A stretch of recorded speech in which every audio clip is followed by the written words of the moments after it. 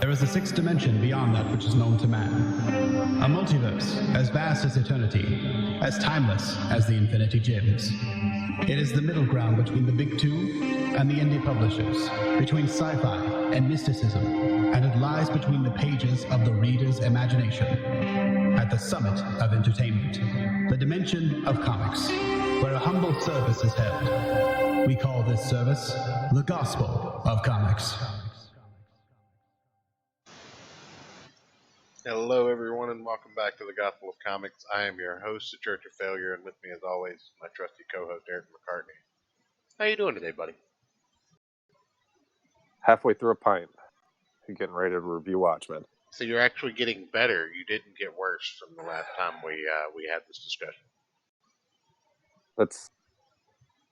You could say that. Okay. All right. Well, I did indeed ask you if you would watch the Watchmen episode 5. I apologize for the bad pun, but that's not the end of them this evening, and you're not the only one that can make them. So you're saying I get to make puns during this video and not be fired? I mean, no. No. Not at all. I've never fired you on a video before, though, so it'll be a new experience. That's true. It's So kind of weird. So today we are here to review Watchmen Season 1, Episode 5. I'm not going to use stills or images or anything. I assume anybody watching this has seen the episode. Next time I'll be more prepared, but I do have this. Should we say spoilers? Probably say spoilers. Probably, yeah, spoilers. But if you're watching this channel, you should know that's pretty much what we do. We're going to tell you everything about the story that we thought was important or wanted to talk about, because that's who we are and who we care about. We also take requests via our Patreon, listed in the description down below. Shameless self-promotion. Let's do that. Let's do that YouTube shit.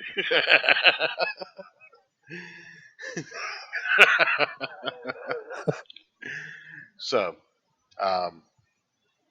anyway, Watchmen Season 1, Episode 5 starts out with a young Looking Glass, a.k.a. Wade, participating in a Jehovah's Witnesses prayer group, goes to the carnival or something? Fair, maybe? In New Jersey. From Oklahoma.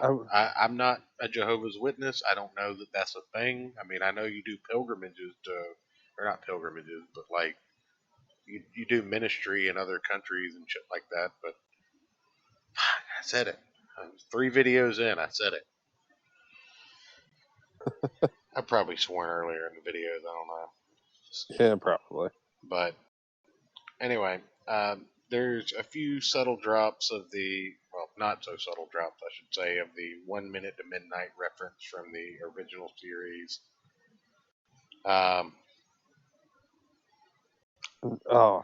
What did you like?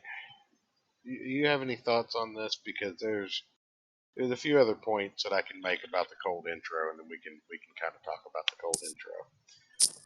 He's taken into the House of Mirrors after being basically bullied by a group of top-knots, which consequently were the group of thugs that were responsible for killing Hollis Mason in the original comic series. The level of references is increasing every episode. It was so bad this episode. Yeah, and they're not like good, like, subtle references. They're so on the nose. Right. It's just like eye rolling. Anyways, I don't disagree with that one little bit. In the Funhouse, it's explained that they're in New Jersey, not too far from New York City, and even Wade assumes that the war is about to break out. We're all gonna die. All that good stuff. And then the squid drops. So well, before the squid drops, the girl takes his clothes and runs out, and I do think that there's this whole incel theme around this episode, which I wasn't too keen on. Kind of, which I'll explain later on, but it it's really a recurring theme in this episode that women just really are just really terrible to Wade. I mean, he does have mutton chops though, so Come on, man. Don't bash a man's facial hair. You don't know his life. that's fair. He wears shiny face protectors to protect himself from the psychic shot. Anyway, we're getting ahead of ourselves.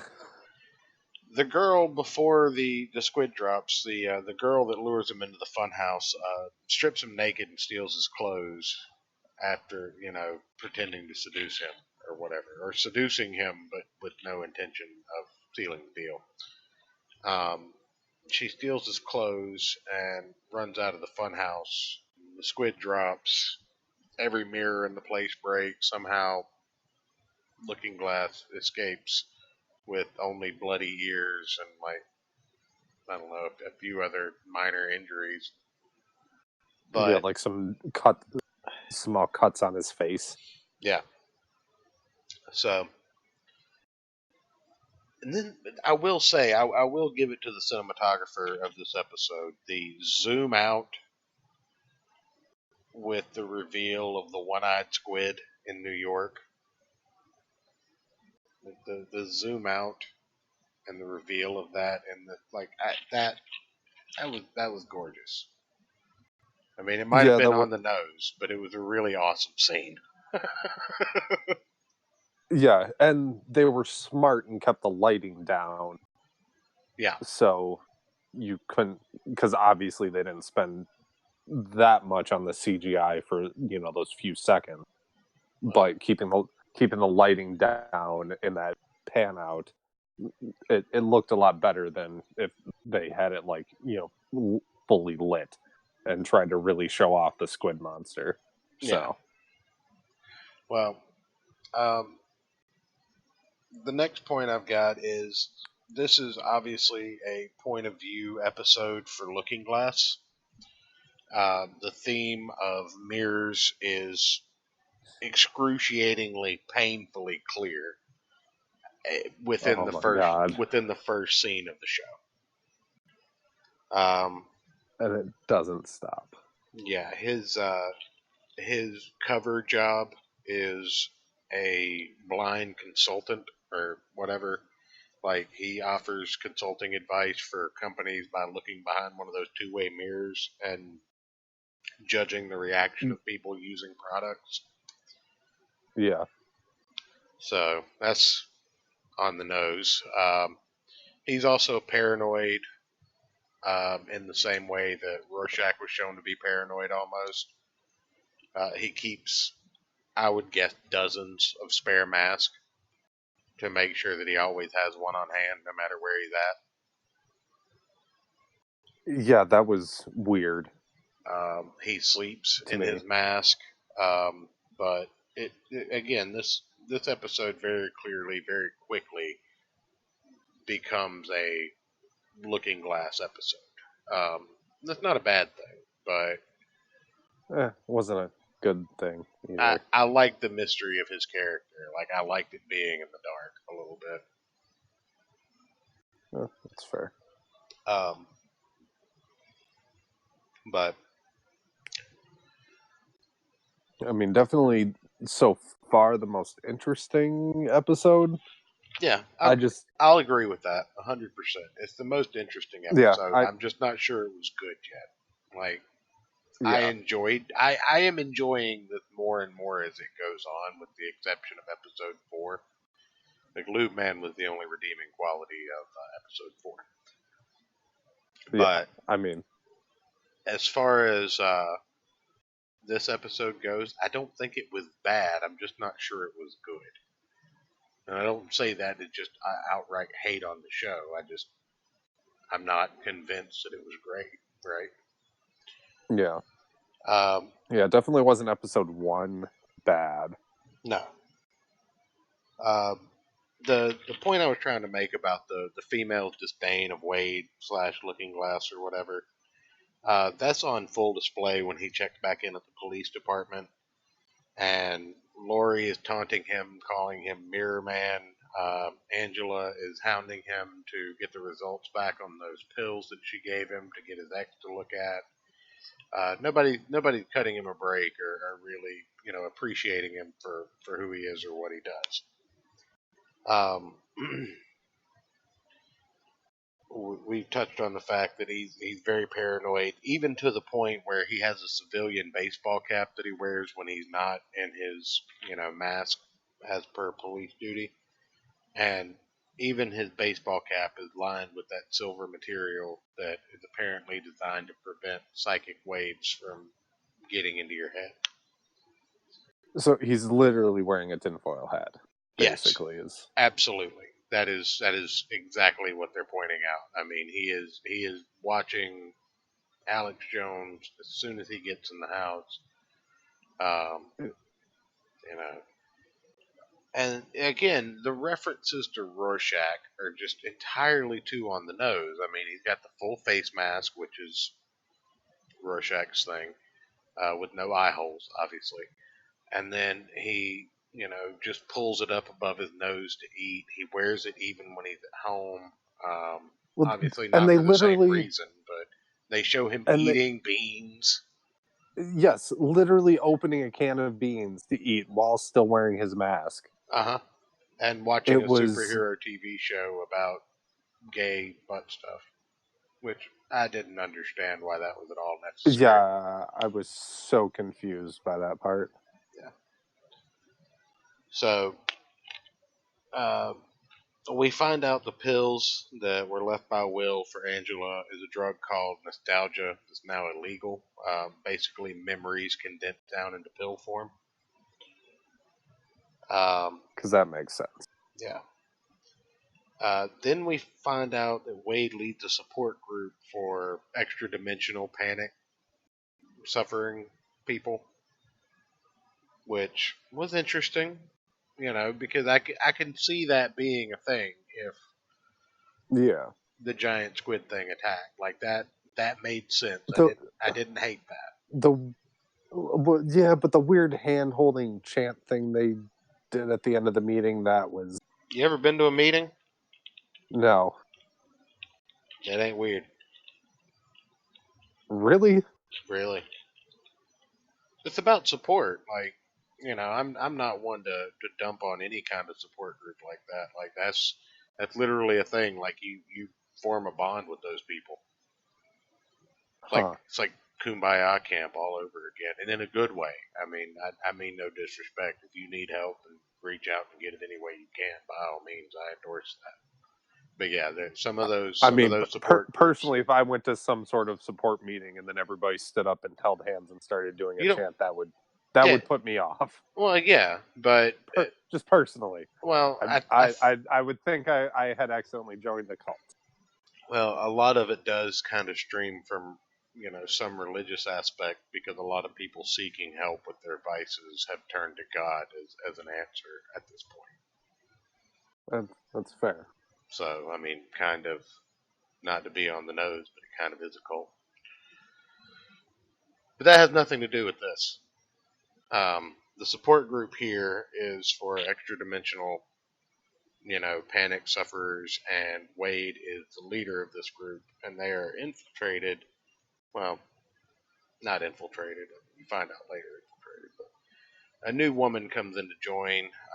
She gives Wade a hard time after the meeting, and they end up at a bar making out outside, smoking a cigarette, which is also illegal, which I didn't know. Yeah, that was random. Yeah, so cigarettes are illegal, but alcohol isn't. Because that makes sense. Yeah, Adrian Vike, I'm beginning to see where you screwed up, man. But after they make out, Wade ends up following her because of a head of lettuce, which we were casually reminded of in the beginning of the episode. that links back to episode 1. So, I mean, that is at least an attempt to tie up some form of plot thread. Like, yes, that truck's still out there. That's how you know these are 7th Cavalry. That's why you know to follow them, that kind of thing. Yeah, which I totally forgot that, the guy completely got away. I thought he was with that group of 7th Cavalry that got killed, Yeah. on that cow farm. Well, he ends up at a 7th Cavalry establishment where they're experimenting with portals, much like the one that was active the day the squid fell on New York. Then they sent him down in front of multiple screens, a la Adrian Bites, multiple screens at the end of Watchmen. Where Senator Keene, you remember that guy we've been saying this whole time in our live streams is a bad guy? Well, he's a bad guy. They point that out here. What? Yep. Oh my god! I know, be surprised. This is also where you get the awful squid pro quo pun. Oh, That hurt me a little bit. my puns aren't even that bad. He tells Wade that, if he wants to be part of the solution and understand the truth, that all he needs to do is keep Angela out of the way for a couple of days. And he eventually does just that. Like, he lets her talk her way into being arrested by talking into a bug set up in a cactus, which is, I believe, a flashback to your favorite part of the episode. Which is... The joke. Oh, yeah. The one actually kind of chuckle I got out of this show so far was Lori Blake saying, like, yeah, I bugged your cactus. Don't take it Don't personally. take it personal. Yeah. Yeah, I'm FBI. We bug shit. Yeah. So, and it made me chuckle. The actress who whatever her name is, that plays Lori Blake, and Jeremy Irons as Vite, two best things in the show. Yeah. Well, another cool thing is when he starts watching the recording before he turns Angela, or lets Angela turn herself in, I guess. Yeah. You do get a video from a de-aged Jeremy Iron basically outing his own hoax.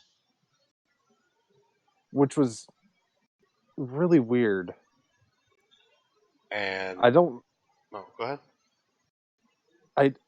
I'm not sure Vite, would do that, though.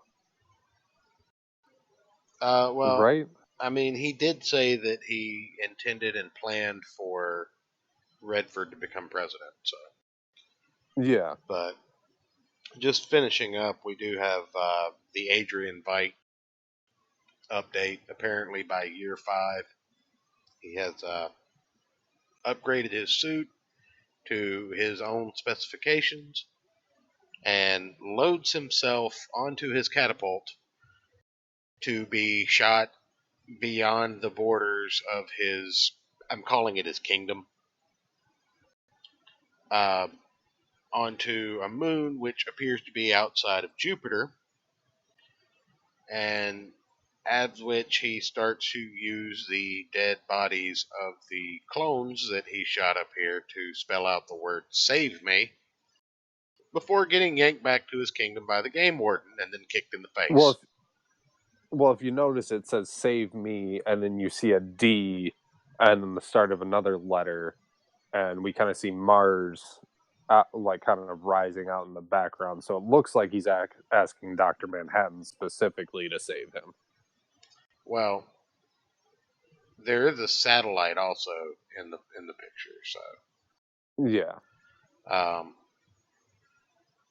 But you also, you get him dragged back, and then you kind of get a reveal from the game warden. They say that our god isn't probably coming back, and they reference he. So I assume that these clones, it's been back and forth of whether they were True's clones or Dr. Manhattan's, and I believe that this is the life that Dr. Manhattan created. Okay. So That's just my thoughts. But yeah, the game warden threatens to, or basically says he's going to have to imprison Ozymandias, which Ozymandias kind of just tells him to go to hell because he's already in prison. So, uh, the last part of this is that after betraying Angela, Wade goes home and is shown to not be wearing his hat for the first time in the episode. Um, and he also even goes so far as to consider throwing out his warning system that he had called to have replaced earlier in the episode.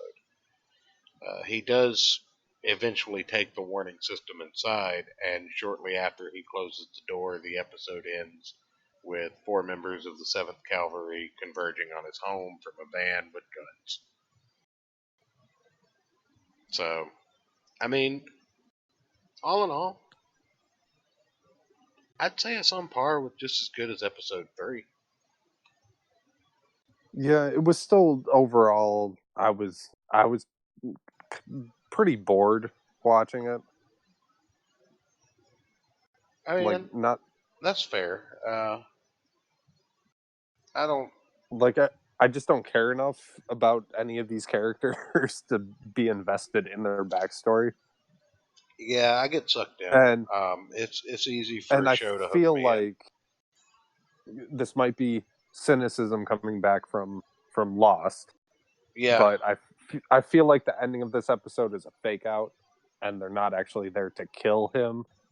I bet they're walking in to try and recruit him to the 7th Cavalry or something like that. There's going to be some stupid fake out, but he just made it look like they were going in to kill Looking Glass.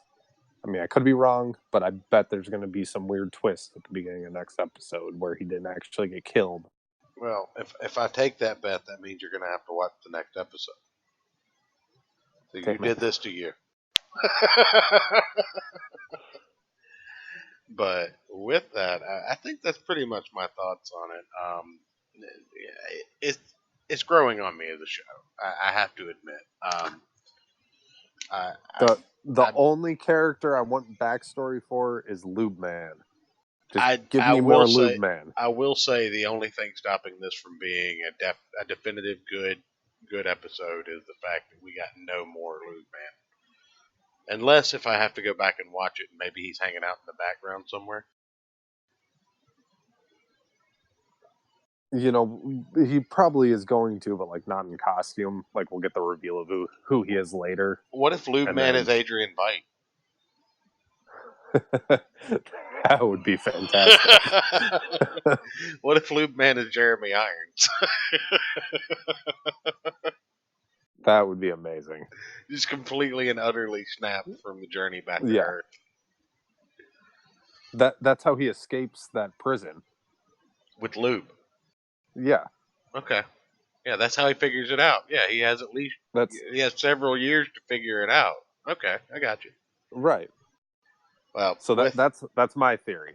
Well, with that, I think Adrian Veidt is Lube Man, and he escapes his prison by putting on a silver bodysuit and lubing himself up and sliding through the portal. That's correct.